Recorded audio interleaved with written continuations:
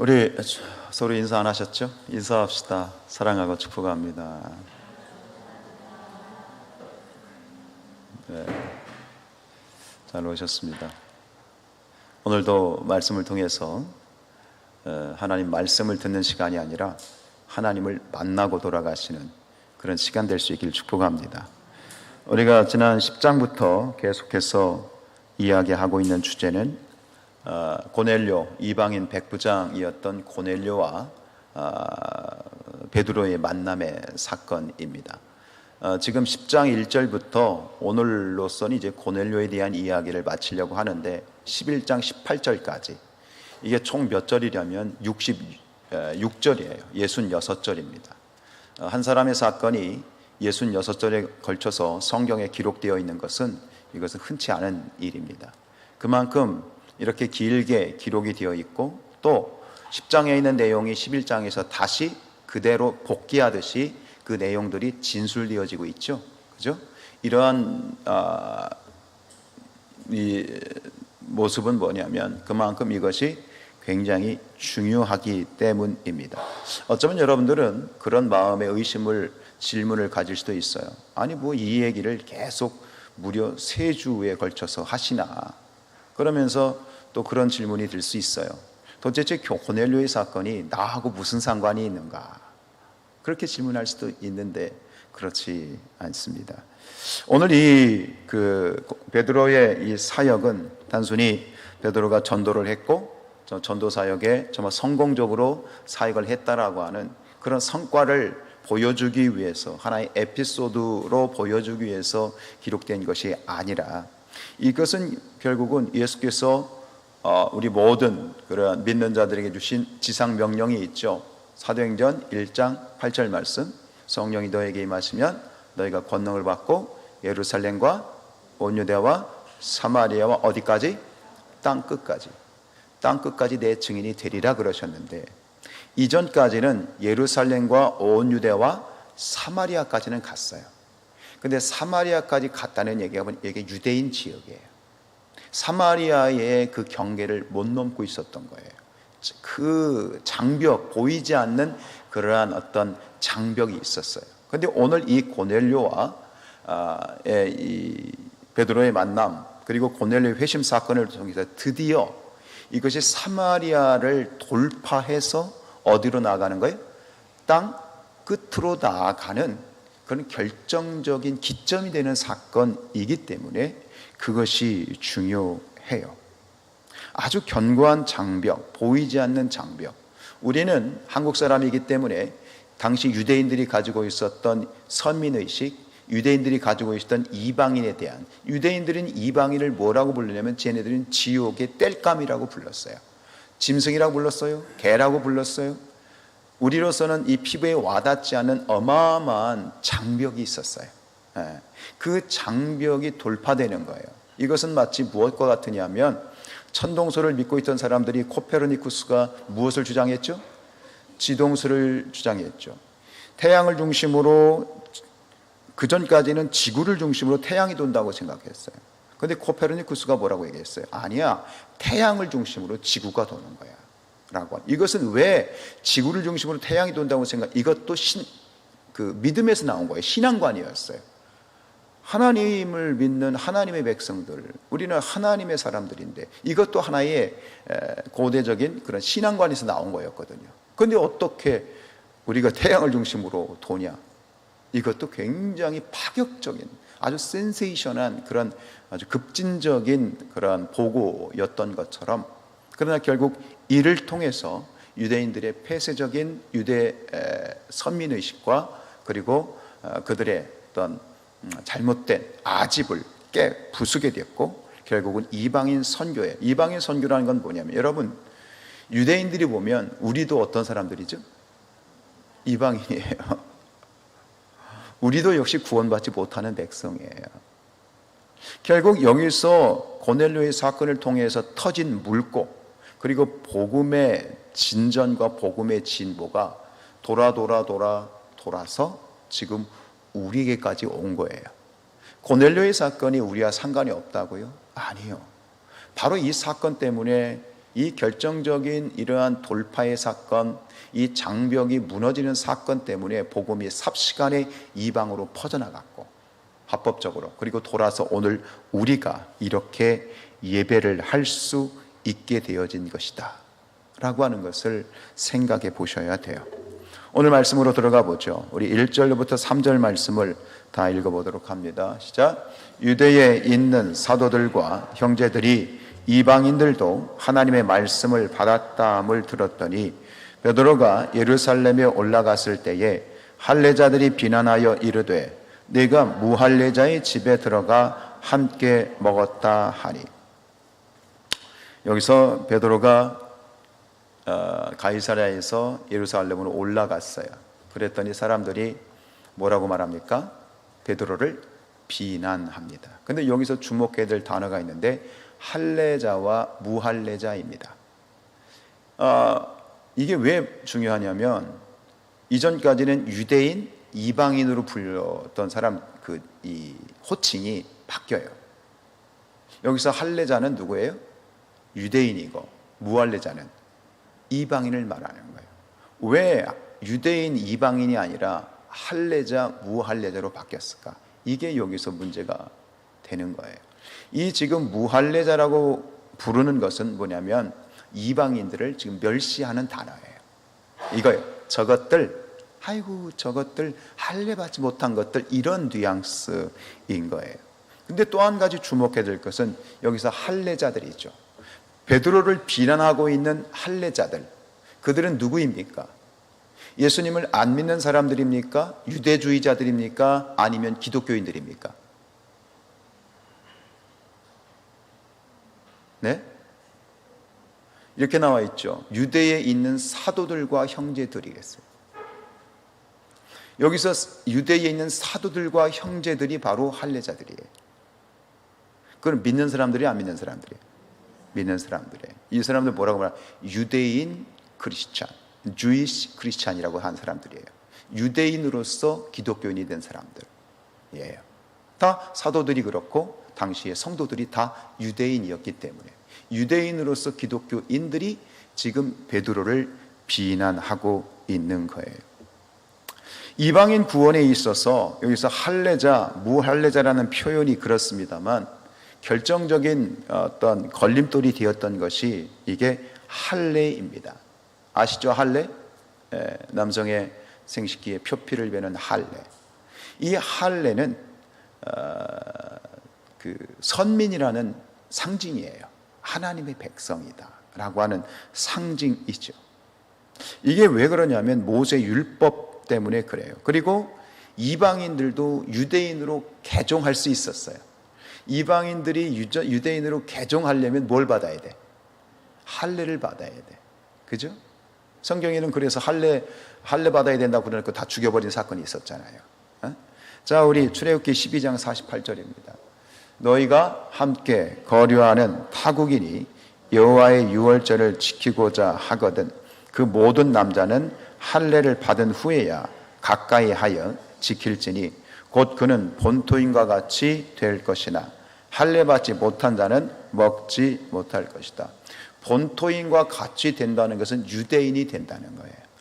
이방인도 유대인이 될 수 있었어요. 할례를 받으면 돼요. 그래서 이 당시에 장벽이 뭐냐면 유대 기독교인들, 이 당시 초대교회 기독교인들이 뭐라고 생각했냐면 이방인들이 구원받을 수 있어요. 그러면 구원받기 전에 어떻게 해야 먼저 한 가지를 거쳐야 돼요. 뭐 해야 돼요? 할례를 받아야 돼요. 할례를 받고 유대인이 된 다음에 예수를 믿어야 구원받는 거예요. 이게 조건, 그렇게 생각을 했어요. 주님이 말씀하신 게 아니에요. 하나님이 그렇게 말씀하신 게 아니에요. 그들은 그렇게 생각을 했어요. 그러니까 이것이 바로 결정적인 복음 장벽의 그러한 이 복음의 장벽이었죠. 여러분, 우리 신앙의 장벽, 특별히 이 인류 구원에 대한 하나님의 구속사적인 이 하나님의 큰 지상 대명령의 이 장벽이 밖에만 있는 게 아니에요. 사실은 우리가 나아가지 못하고 전진하지 못하는 것은 이유가 밖에 있는 게 아니더라는 거예요. 오히려 더 큰 장벽과 장애물은 우리 안에 있다. 내 안에 있다. 혹은 교회 안에 있다. 라고 하는 것을 여기서 우리가 한번 생각해 볼 필요가 있지요. 우리 2절 말씀 읽습니다. 베드로가 예루살렘에 올라갔을 때에 할례자들이 비난했어. 말씀드린 것처럼 베드로가 어마어마한 그러한 사역, 유대인들은 모르죠, 그 의미를. 그 사역을 마치고 왔는데 같은 유대인 그리스도인들이, 믿는 형제들이 베드로를 비난해요. 그런데 여기서도 재미있는 사실이 하나 있어요. 베드로를 비난했던 이유가 단순히 가서 이방인에게 복음을 전했다는 데 있지 않아요. 더 구체적인 이유가 3절에 나와요. 3절에 가볼까요? 이르되 내가 무할례자의 집에 들어가 함께 먹었다 하니 그랬어요. 그러니까 지금 이 무할례자 계속해서 지금 이방인들을 비꼬는 거예요. 내가 저 이방인들에게 집에 가서 첫째 집에 들어가서 그리고 그들과 함께 밥을 먹었어. 이게 지금 베드로를 비난하는 어찌 보면 속사정이기도 해요. 왜 이방인의 집에 들어가서 같이 밥을 먹고 식탁 교제를 하는 것이 이렇게 욕을 먹을 짓인가? 이 유대인들은 굉장히 부정한 것에 알러지가 있어. 이건 구약적인 하나님의 또 메시지 중이기도 하는데 너는 거룩해야 된다. 그래가지고 이방인들이 식탁에 올리는 그러한 음식 중에는 이방 신에게 드려졌던 제물로 드려졌던 음식이 나올 수 있었거든요. 그리고 그것이 그럴 확률이 거의 100%에 가까웠어요. 왜냐하면 이방인들은 당시에 이 로마나 그런 이 우상을 섬겼던 사람들은 도축을 하기 전에 먼저 신에게 신고를 했어. 신전에 가서 도축을 했거든. 그러니까 바울도 그런 얘기 하잖아요. 바울도 똑같은 얘기 하잖아요. 가서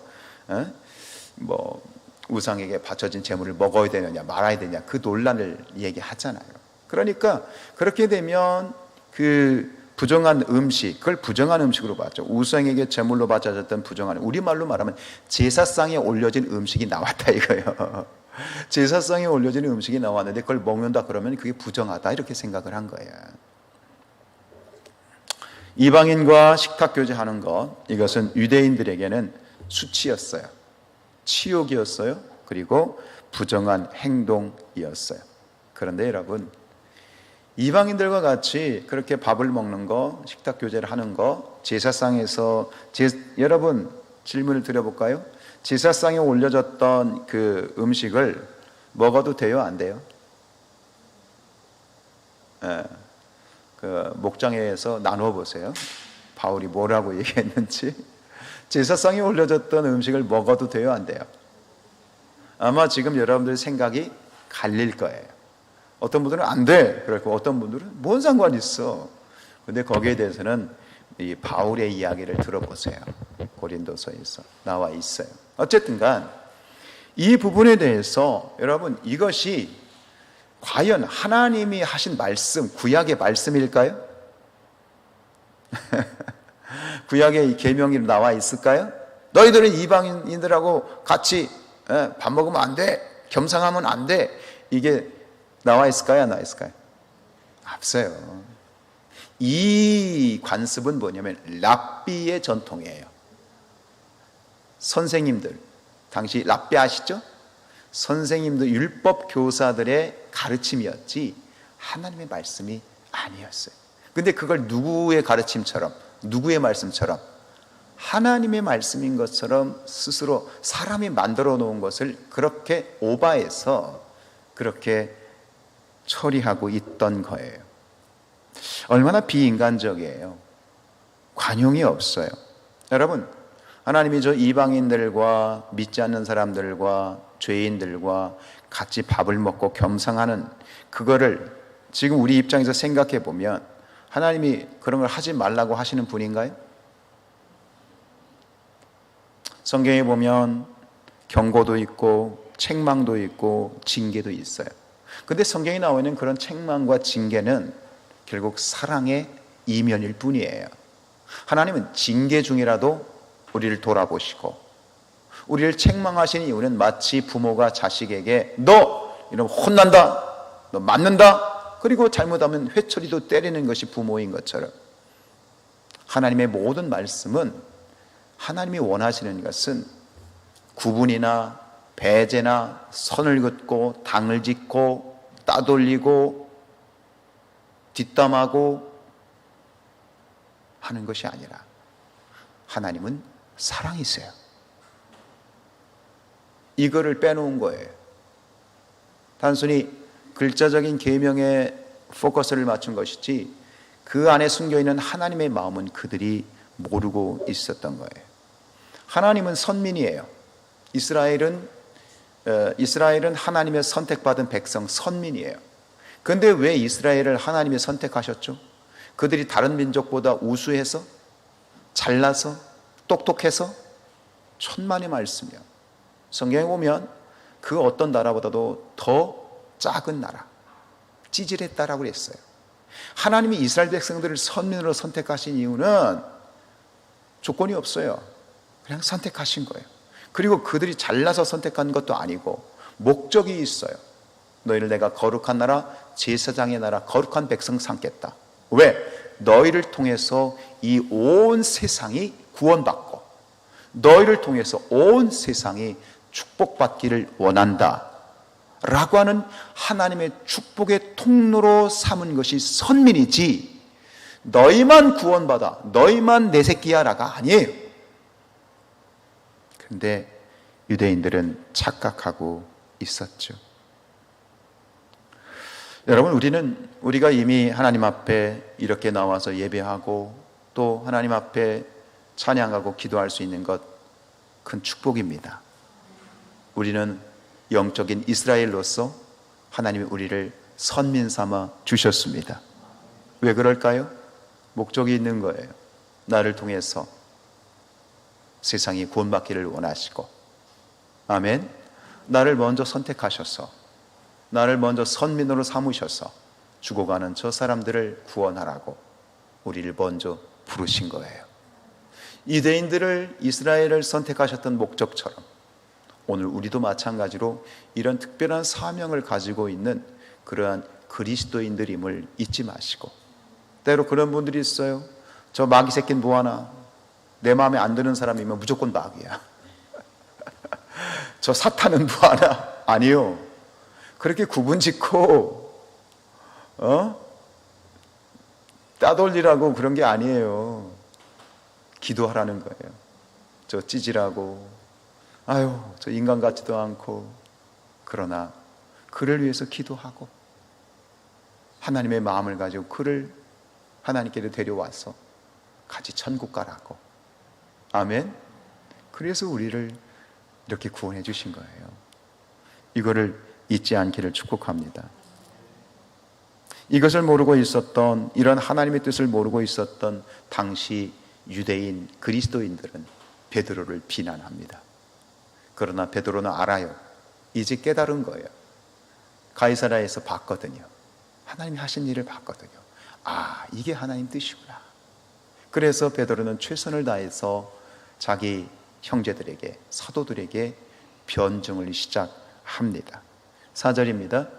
베드로가 그들에게 이 일을 차례로 설명하였습니다. 저들은 몰라요. 근데 나는 알아요. 그럼 어떻게 해요? 안타깝죠. 저들의 눈이 열리게 하옵소서 하는 그런 기도하는 마음으로 이제 이 이야기들을 시작합니다.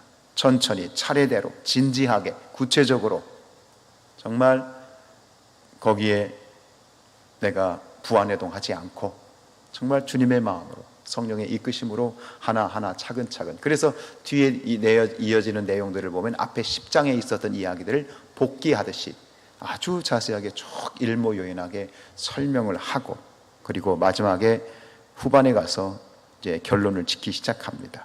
15절을 읽습니다. 내가 말을 시작할 때에 성령이 그들에게 임하시기를 처음 우리에게 하신 것 같이 하는지라. 갈무리를 짓습니다. 야, 내가 설교를 했더니, 시작할 때라기보다는 설교를 했더니 성령이 그들에게 임하셔서 처음 우리에게 하신 것 같이 하나님이 하셨다. 처음 우리에게 하신 것이 뭐죠? 오순절 마가요한의 다락방에 임했던 성령 강림 사건이에요. 이게 처음 우리에게 하셨던 일이에요. 이 얘기를 들은 유대인들이 어떤 생각을 했을까요? 그날이 생각이 났겠죠. 그날 120문도가 마가 요한의 다락방에 기도할 때 갑자기 성령이 바람같이 임하시다니, 모든 믿는 자들 위에, 기도하는 자들 위에 성의 불꽃같이 임하고 모든 자들이 방언을 하고, 엄청났었지. 그 날이 아마 생생하게 다시 떠올랐을 것 같아요. 그런데 그 사건이 이방인들에게 나타났다고? 할례받지도 않은 저 이방인들에게도 똑같은 일이 벌어졌다고? 완전히 놀라 자빠질 일이에요. 그들이 가지고 있었던 고정관념과 그들이 가지고 있었던, 할례받지도 않았는데, 유대교로 개종도 안 했는데 저 이방인들이 우리와 받았던 그 성령을 받았다고? 이건 뭐지? 어안이 벙벙해지는 거예요. 만약에 베드로가 자기 혼자 그 자리에 있었고 그 얘기를 했다면 의심할 수도 있었겠죠. 그런데 오늘 12절에 보면 그 자리에 유대인이 몇 명이 같이 있었을까요? 6명이 같이 있었어요.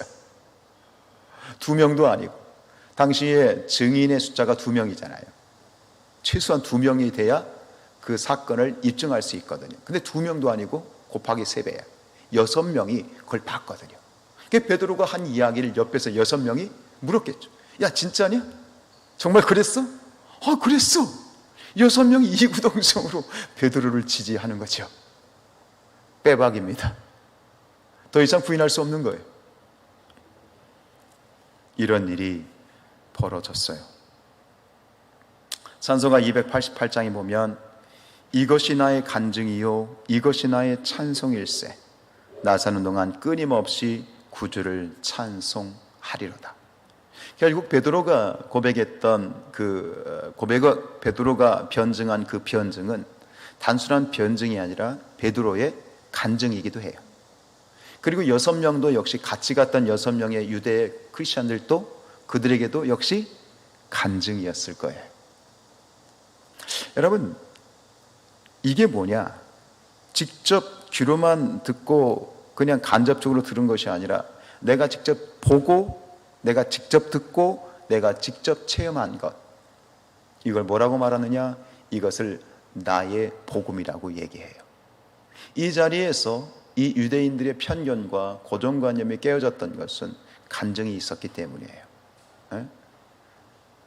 바울은 로마서 16장에서 이렇게 얘기하죠. 나의 복음이라고 얘기해요. 나의 복음. 나의 복음이란 내가 만난 예수, 내가 경험한 하나님. 그걸 부인할 수 있어요, 없어요? 없죠. 7명이에요. 7명의 유대인이 나의 복음을 가진 거예요. 진리를 가진 거예요. 성령의 그 생생한 역사하심을 본 것이에요. 그러면서 베드로는 이렇게 얘기하죠. 16절입니다. 내가 주의 말씀에 요한은 물로 세례를 베풀었으나 너희는 성령으로 세례를 받으리라 하신 것이 생각나서. 이것은 사도행전 1장 5절에서 나온 얘기예요. 주님의 말씀이에요. 그 현장을 보면서 베드로가 뭐라고 말하면 주님께서 하셨던 이 말씀이 생각났어. 여러분, 말씀이 체험을 통해서 나의 고백이 되고 나의 간증이 되고 나의 복음이 돼요. 오늘 우리는 끊임없이 이러한 체험이 필요해요. 기독교는 체험의 종교예요. 이론의 종교가 아니에요. 그래서 우리가 하나님을 안다, 신앙 이 안에서 내가 뭘 안다라고 할 때 야다라는 말 아시죠? 안다라는 것은 지식적으로 아는 게 아니라 내가 직접 경험을 해서 피부로 안다는 거예요. 여러분들이 하나님을 알기를 원해요. 예수님을 알기를 원해요. 말씀을 알기를 원해요. 근데 그것은 글로 아는 게 아니에요. 지식으로 아는 게 아니에요. 살아계신 하나님을 체험하는 것. 그때의 신앙이 새로워져요. 그때 신앙이 견고해져요. 그때 신앙이 흔들림이 없어져요. 강력해지는 거예요. 우리는 이것을 놓고 기도해야 돼요. 인생도 마찬가지예요. 인생도 체험을 통해서 성장하죠. 그래서 우리 어른들이 하셨던 말씀 중에 고생은 사서라도 한다. 이걸 체험이에요. 체험을 해야 그것이 내 것이 되기 때문이죠. 요한일서 1장 1절에서 이런 말씀하시죠. 태초부터 있는 생명의 말씀에 관하여는 우리가 들은 바요, 눈으로 본 바요, 자세히 보고 우리 손으로 만진 바라. 생명의 말씀, 태초에 있던 생명의 말씀이라고 하는 것은 하나님이시기도 하고 예수님이기도 하셔요. 이 예수님과 하나님을 손으로 만지고 체험하는 신앙. 오늘 이 유대 기독교인들의 이 편견과 고정관념을 깰 수 있었던 것은 바로 이것이 있었기 때문이에요. 7명의 체험, 7명의 고백, 나의 복음이 있었기 때문에 빼박이었던 거예요. 부인할 수가 없었던 거예요. 똑같아요.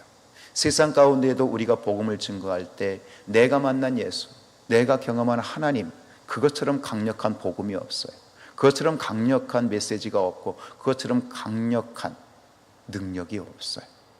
축복하는 것은 우리 사랑하는 성산의 모든 가족들이 내가 이걸 먹어보고 맛을 볼 때 그런 것처럼 하나님을 맛보고 예수님을 먹어보는 그건 살아있는 체험이 있기를 원해요. 여러분 안에 소원이 생기기를 원해요. 여러분 하나님을 경험하시기 바랍니다. 그게 뭘까요? 하나님은 살아계시다. 아, 이래서 하나님이 그렇게 하셨구나. 이래서 하나님이 이렇게 하셨구나. 이래서 하나님이 역사하셨구나 하는 그런 체험, 간증, 은혜가 있길 축복합니다. 17절 말씀, 그런즉 하나님이 우리 주 예수 그리스도를 믿을 때에 주신 것과 같은 선물을 그들에게도 주셨으니 내가 누구에게 하나님을 능히 맡겠느냐. 이것도 마찬가지예요. 우리에게 예수 그리스도를 믿을 때 주신 것과 같은 선물, 똑같은 거. 이것도 오순절 마가요한의 다락방에 임했던 같은 선물, 뭐죠? 성령을 너희가 선물로 받으리라. 사도행전 2장 38절 말씀. 너희가 성령을 선물로 받으리라. 성령을 말하는 것이죠. 오늘 이 베드로가 자신의 이 변론의 방점을 찍는 것은 이거죠. 내가 누구에게 하나님을 능히 맡겠느냐. 하나님의 절대 주권이에요. 하나님이 하신 게 맞거든. 부인할 수 없거든. 그리고 하나님의 절대 주권 앞에 베드로는 기꺼이 순종함으로 반응했어요. 그래서 오늘 본문에 이 전체 본문은 이 부분은 제가 설명을 드리면 어려우니까 누가가 기가 막힌 문학적인 기법을 썼는데 카이아즘이라는 구조, 교차 대꾸라고 하는 글쓰기의 문학적인 구조를 가지고 있어요. 그 핵심은 어디에 있느냐? 11절과 12절에 있거든요. 11절과 12절에서 얘기하는 게 뭐냐? 12절만 읽어보죠. 시작. 성령이 내게 명하사 아무 의심 말고 함께 가라 하시매 이 6 형제도 나와 함께 가서 그 사람의 집에 들어갔다. 성령이 명했다. 나는 들어갔다. 한마디로 말하면 뭐죠? 순종에 있는 거예요. 결국 오늘 이 본문을 다른 제목을 붙이면 베드로의 순종이에요. 하나님의 절대 주권 앞에 순종하는 것. 결국 이 순종을 통해서 베드로 자신도 엄청난 편견과 자신도 서민의식 가운데 찌들어 있었지만 결국 하나님의 절대 주권 앞에 순종하였습니다. 나는 이해가 안 돼. 도대체 이게 뭐지? 그러나 하나님 뜻이 맞아. 그러니 순종했어요. 그리고 자신이 깨어졌어요. 그리고 베드로의 순종을 통해서 유대인들이 깨어졌어요. 그리고 복음이 예루살렘과 온 유대와 사마리아를 넘어서 어디까지? 땅 끝으로 가는 돌파가 생겼어요. 영원한 진리는 뭐냐? 하나님의 역사는 순종을 통해서 역사하신다. 여러 사람 필요 없어요. 한 사람이면 돼요. 한 사람의 순종으로 이 어마어마한 역사가 일어난 거예요. 우리 여러분들이 그런 한 사람, 순종의 사람이 될 수 있기를 축복합니다. 결론입니다. 18절입니다.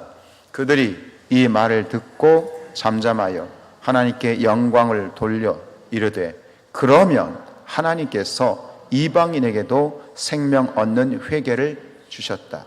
사도들과 유대 기독교인들이 사인을 한 거예요. 공식적으로 그렇구나. 이방인들도 할례를 받지 않아도 구원받을 수 있구나 하면서 같이 공동 지장을 찍은 거예요. 맞다. 이건 하나님의 뜻이다.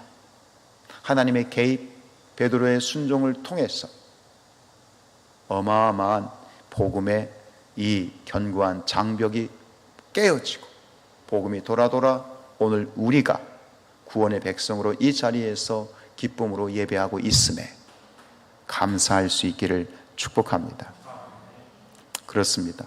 여러분, 예수님의 지상 대명령은 오늘 예수님이 다시 오시기까지 우리 모든 그리스도인들의 삶의 목적이고 삶의 이유고 사명입니다. 예수님이 말씀하셨던 Great Commission, 지상 대명령 말씀을 다시 한번 읽어보도록 하겠습니다. 시작. 오직 성령이 너에게 임하시면 너희가 권능을 받고 예루살렘과 온 유대와 사마리아와 땅끝까지 이르러 내 증인이 되리라 하시니라. 아멘.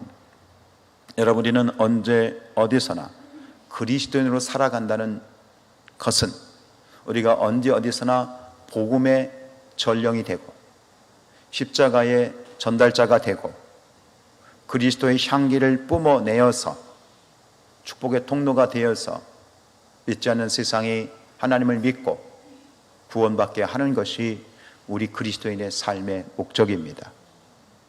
잘 아시죠? 잊지 않기를 원합니다. 그런데 장애물이 만만치 않습니다. 외적인 장애물들도 굉장히 많습니다. 그러나 말씀드렸던 것처럼 진짜 견고한 장애물은 외부에 있기보다는 내부에 있다. 오늘 여기서 우리가 분명하게 발견할 수 있는 내부의 내 자신의 교회의 장애물은, 나 자신의 장애물은 무엇이냐? 무엇이죠? 편견, 고정관념, 내 삶의 원칙입니다. 에스겔서 11장 19절 말씀 있습니다. 시작. 내가 그들에게 한 마음을 주고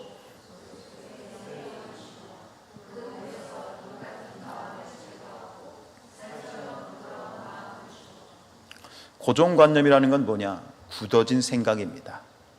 저는 이것이 굳어진 생각이 무엇으로 연상이 되었냐면 발바닥에 굳은 살, 그걸 좀 더 심각하게 얘기하면 내 안에 굳어진 종양과 같은 것이다. 제거해야 됩니다. 특히 신앙에서도 마찬가지죠. 이 말씀 속에서 하나님께서는 우리에게 새 영을 주시고 우리의 마음을 돌같은 굳은 마음이 고정관념이에요. 고정관념을 깨고 살처럼 부드러운 마음을 주시기를 원합니다. 왜 그럴까요? 그렇지 않으면 우리는 고정관념과, 우리가 나이가 들어갈수록 고정관념과 편견의 노예가 되기 때문입니다. 우리가 어쩔 수 없이, 저도 50대 중반을 지나가고 있지만 우리가 나이가 들면 우리 젊은 아이들이 우리 어른들을 보면서 뭐라고 말합니까? 꼰대, 낄끼빠빠, 진상, 그죠? 라떼. 근데 우리는, 기성세대는 그렇게 되어 갑니다. 그러나 그것을 그냥 받아들이면 안 되죠.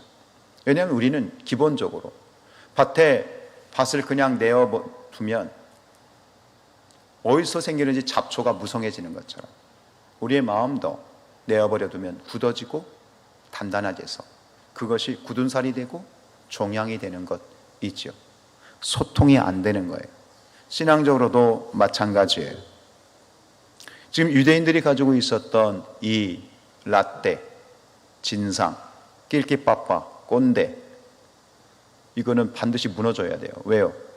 우리의 삶의 이유 때문에 그래요. 신앙적인 복음의 진보를 위해서, 우리를 통해서 제사장의 거룩한 민족으로서 복음을 증거하는 그 사명을 감당하기 위해서는 절대적으로 우리 안에 있는 고정관념과 편견을 깨야 돼요. 그래야 역사할 수 있어요. 그리고 순종해야 돼요.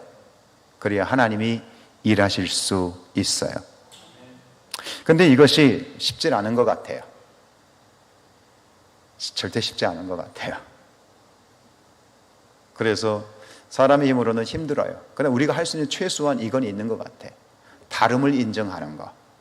다름을 인정하는 거는 괜찮아. 거기까지는 할 수 있지만 내 안에 깊이 50년을 살았으면 50년 동안 그 고정관념은 뿌리를 받고 있거든요. 60년을 살았으면 그 고정관념과 편견의 뿌리는 60년을 뻗어갔거든요. 그걸 뽑는다? 쉬운 일은 아니에요. 사람의 힘으로는 쉽지 않아요. 신앙도 마찬가지예요. 그래서 하나님이 도와주셔야 돼요. 하나님이 개입하셔야 돼요. 성령의 불방망이가 필요해요. 정말 여러분들이 굳어진 마음을 깨뜨리고 부드러운 마음 갖기를 원한다면 함께 기도하십시다. 성령의 불방망이로 나의 편견과 나의 굳어진 마음과 나의 고정관념을 깨뜨려 주옵소서. 스가랴서 4장 6절 말씀으로 말씀을 마칩니다. 스가랴서 4장 6절에 이는 힘으로 되지 아니하고 능력으로 되지 아니하고 오직 나의 무엇으로? 영으로 되느니라. 성령 충만함으로 성령의 이 불방망이로 고정관념 깨시고 아름다운 십자가의 복음의 증인들 될 수 있기를 주님의 이름으로 축복합니다. 우리 다 함께 일어나서